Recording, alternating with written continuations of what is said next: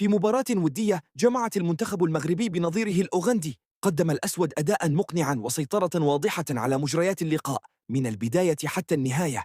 المغرب دخل المواجهة بثقة عالية واستحوذ على الكرة بشكل كبير، مع ضغط متواصل على دفاع أوغندا الذي وجد صعوبة في الخروج من منطقته.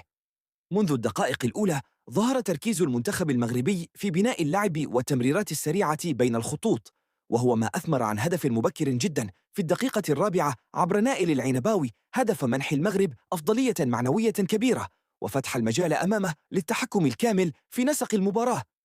أوغندا حاولت الرد عبر المرتدات، لكنها وجدت أمامها دفاعا مغربيا منظما ووسط ميدان يقطع الكرات ويحولها سريعا إلى هجمات خطيرة.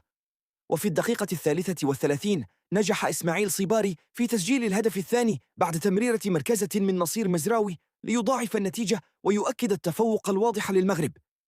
في الشوط الثاني واصل المنتخب المغربي السيطرة على الكرة وتدوير اللعب بهدوء، وفي الدقيقة 77 تمكن سفيان رحيمي من اختراق الدفاع الأوغندي بمهارة عالية ليحصل على ضربة جزاء مستحقة بعد تدخل غير قانوني داخل المنطقة. رحيمي تولى تنفيذها بكل ثقة وسدد الكرة في الشباك معلناً الهدف الثالث للمغرب. ورغم مرور الوقت لم يكتفي المنتخب المغربي بالنتيجة واستمر في الضغط وبناء الهجمات.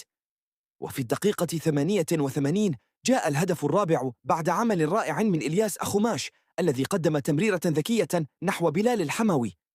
الأخير استقبل الكرة بروعة وسددها مباشرة في المرمى، مضيفا هدفا جميلا يؤكد قوة الخط الهجومي المغربي وتنوع الحلول. أوغندا من جهتها اكتفت بالدفاع والاعتماد على الاندفاع البدني، ما أدى إلى الحصول على بطاقتين صفراوين في الدقيقتين 17 و24 دون تشكيل أي تهديد حقيقي. وفي النهاية خرج المنتخب المغربي بفوز عريض، أداء قوي وسيطرة شبه كاملة على مجريات اللقاء. فوز يعكس الجاهزية والانسجام ويبعث برسالة واضحة قبل الاستحقاقات المقبلة.